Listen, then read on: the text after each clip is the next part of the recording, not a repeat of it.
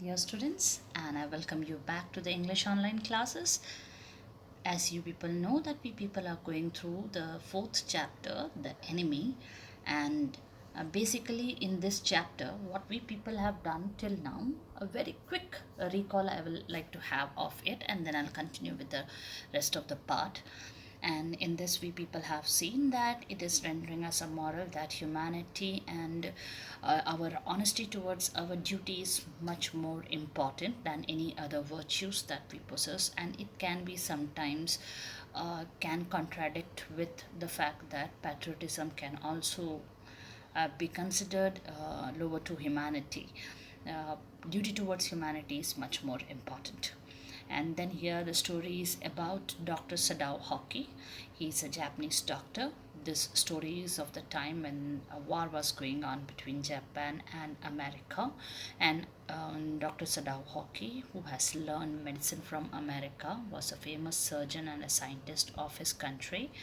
He had fulfilled his father's dream of becoming a famous surgeon, and he was held back from going to the battle because of two main reasons.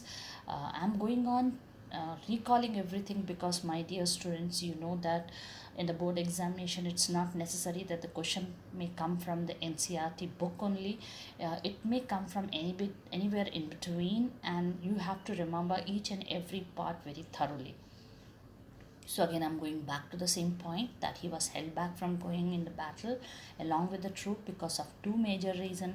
One reason was that being a scientist, he was trying to discover. He was not discover, but he was trying to bring perfection to one of the discovery, in which the wounds will become entirely clean. The second reason was the fact that the general of the army was under medication, and anytime he might need an operation, and he don't trust anybody else other than Dr. Sada. Then we people have seen about while he was standing in the veranda with his wife Hannah. Now Hannah, whom he happens to meet in America, and waited to fall in love with her till he was confirmed that she was a pure race of Japanese. And then they got married and they lived happily with two children. While he was spending his good time with his wife in the veranda, suddenly both of them saw a black figure being flung out of the ocean. And very soon they came to understand, even though there was mist, that it was a human being. And after staggering a few steps, the figure fell on the face on the sand, and they felt that maybe it might be a fisherman from the nearby isle, nearby fisherman place, and they ran towards that side, hoping that he is in a good condition, because Dr. Sadao had doubt that the rocks under the sea over there might have ripped him open in many places and he might be badly injured. His doubt came true, and when they reached there, already there was blood stains on the side on the sand. And when they saw the man, he was wearing rags, and a cat was there which was wet and was lying one side. And then when they turned the man, they were totally surprised because he was a white man, I mean an American. And then Dr. Sadao, he suddenly remembered about the wound, and his expert fingers searched for it, and he found a gun wound at the lower right back. And it seemed that it was not looked after from long time. So to stop the bleeding, which again started because of his touching that wound, he used the sea moss on the beach side, and he packed it up, and temporarily the blood stopped. Now the question was what to do with this man. For a long time, both husband and wife were in dilemma. One part of theirs was telling them to push him back into the water for his own good, but the other part was stopping them from doing so, because he was in a very terrible state and will definitely die if he is pushed back into the water. So at last, after a lot of thinking, they decided to take him home. Now the question was how to console, or how to uh, what statement to be given to the servants who were Japanese as well. To that, they decided they will tell that after treating him, they will hand him over to the police, and not going to keep him with, and not going to shelter the enemy. Then they carried him to their house through the backyard itself, to the father's room, and then they placed him over there. And when Dr. Sadao checked him again, he found that he need an operation very badly, otherwise he will die. And Hannah had no doubt that operation will be successful and he will live. But the question was that even after living also, whether he will be alive. So there were a lot of questions lingering to it, but still the first thing was to give him a wash. And Hannah decided to ask the governors of their children and to do the same. They went inside. Sadao informed the other servants, and Hannah asked Yumi to bring a bucket of water along with her. And when she entered into the room where the young man, the American, was lying down, Yumi totally declined to do the work. And the stubbornness of hers, at one place, it shook Hannah and she got frightened. But then after that, she asked her to just move away from there, Yumi, to move away from there. And out of her own anger, she started cleaning the man. And then after she had cleaned him, um, she could not turn him to clean the back part, but she just covered him with a quilt. And at that time, Sadao entered there with his surgeon coat and surgeon kit, means he was going to operate him. And he asked for her assistance.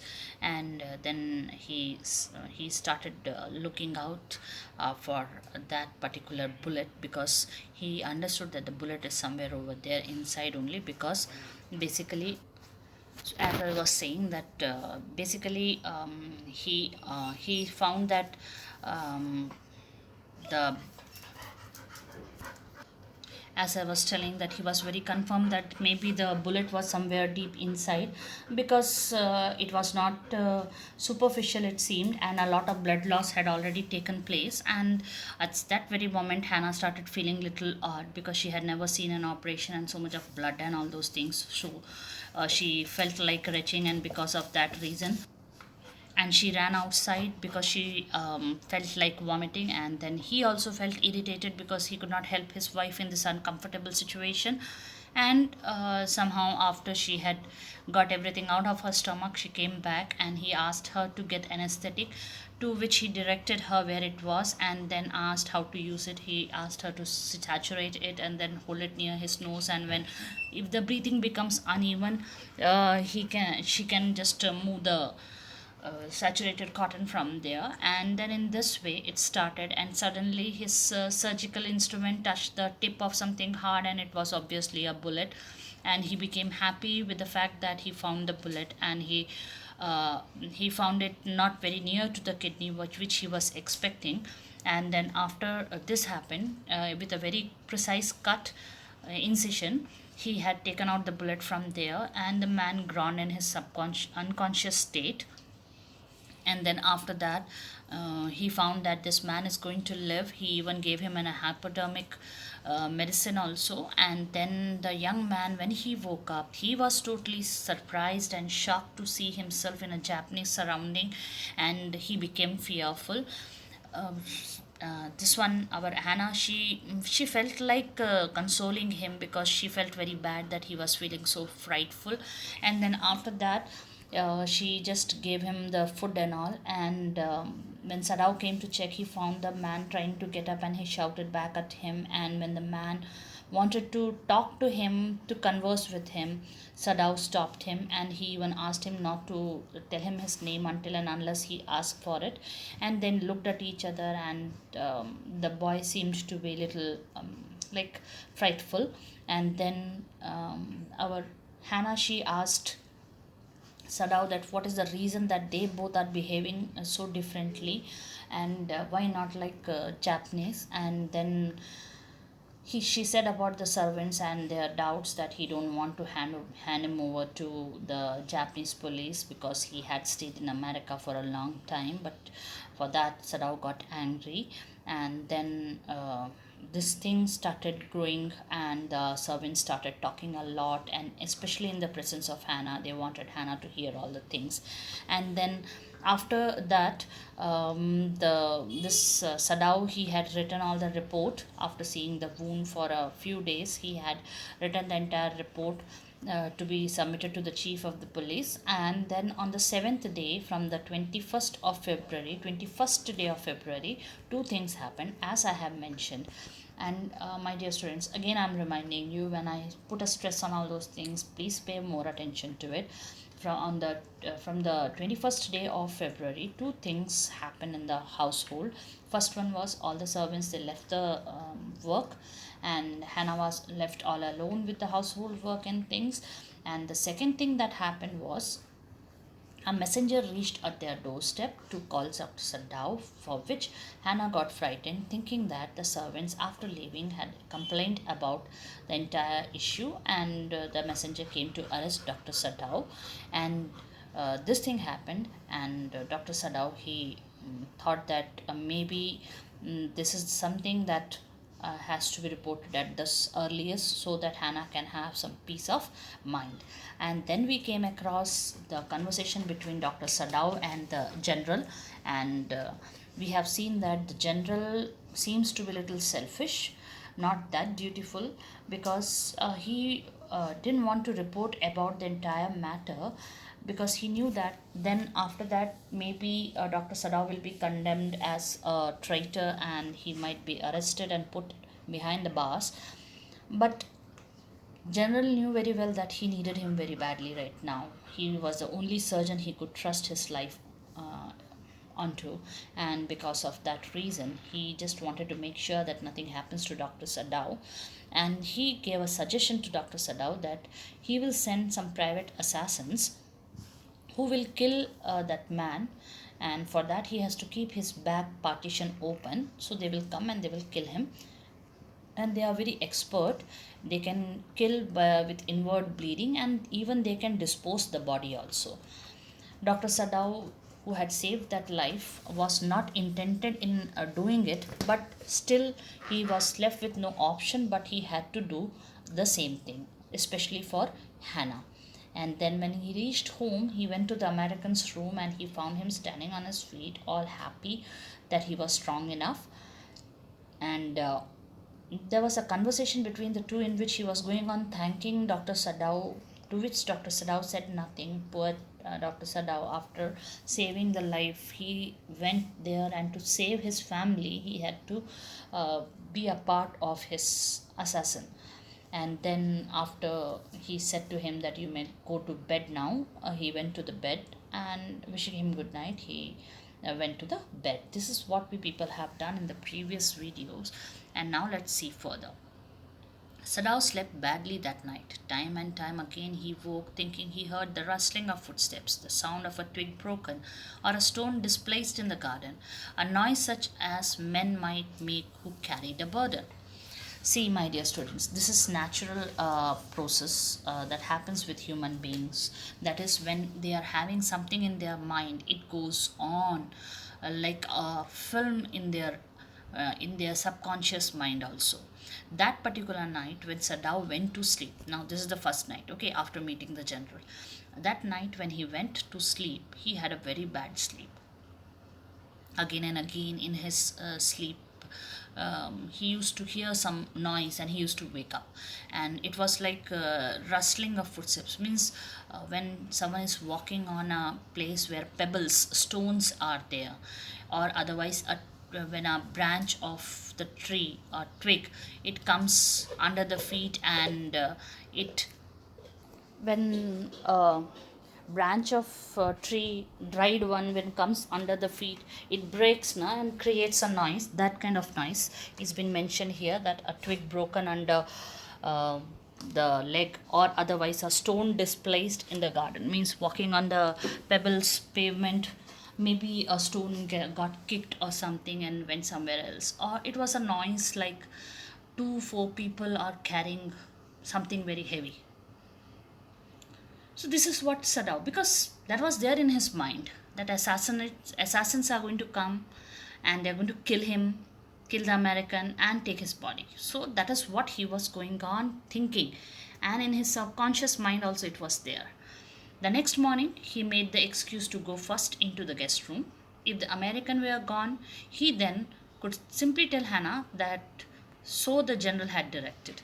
But when he opened the door, he saw at once that there on the pillow was the shaggy blonde head. He could hear the peaceful breathing of sleep, and he closed the door again quietly. Okay, That very first night, he found that all these things had happened.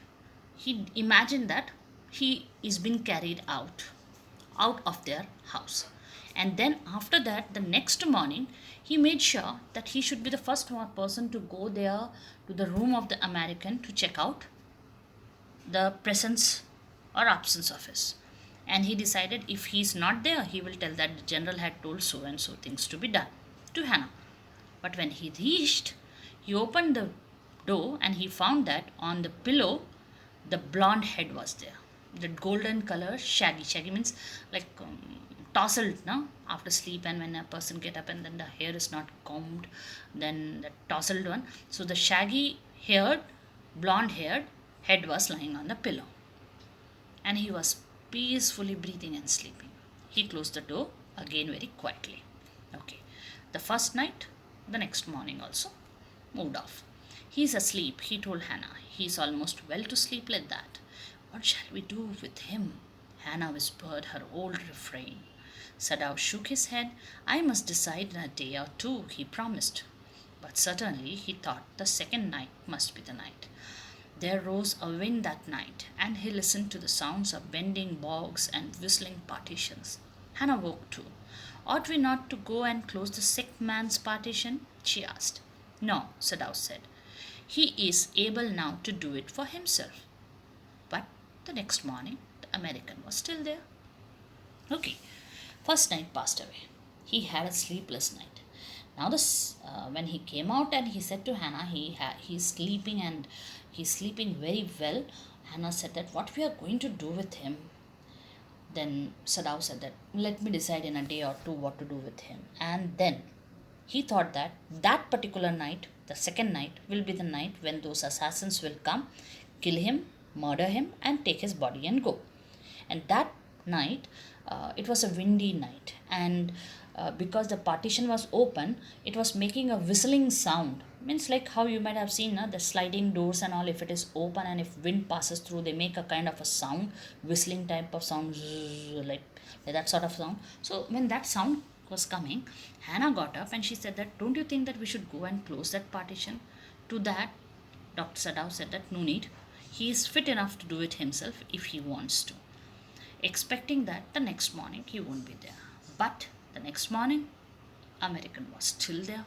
That means the second night also went like that only, sleepless with no results for Dr. Sadao. Then the third night, of course, must be the night. The wind changed to quiet rain, and the garden was full of the sound of dripping eaves and running springs. Sadao slept a little better, but he woke at the sound of a crash and leaped to his feet. What was that? Hannah cried. The baby woke at her voice and began to wail. I must go and see. But he held her and would not let her move. Sadao, she cried, what is the matter with you? Don't go. He muttered, don't go. His terror infected her and she stood breathless, waiting. There was only silence. Together they crept back into the bed, the baby between them. Yet, when he opened the door of the guest room in the morning, there was the young man. He was very gay and had already washed and was now on his feet. He had asked for a razor yesterday and had shaved himself, and today there was a faint color in his cheeks. I'm well, he said joyously. Now the third night. On the third night, he thought that, yeah, this is the night. And that day, the wind has changed into a little rain. Means it was drizzling outside. And it had rained previously, and the garden was full of sound of dripping eaves and running springs. Dripping eaves means like from the leaf when the water drip down, now when it falls down, that dripping eave, or the water falling from one leaf to another, and that the noise that comes. And then the running springs means when water flows continuously in a garden, and a small type of a stream, it makes that running springs. And Sada was just sleeping when suddenly he woke up with the sound of a crash and he jumped to his feet. Hannah also heard and she said, what's that? And baby woke up because she shouted, and baby started crying. She said, let me go and see. But Sadao held her hand and he when he didn't let her move, she started thinking what happened to Dr. Sadao. So she said to him, Sadao, what happened? Why you're behaving in this way? Then he said to her very quietly, don't go, please don't go. Then the terror, it just passed on from Dr. Sadao to her, and she became breathless, and she just crept back into the mattress to sleep, and the baby between them, they both slept off.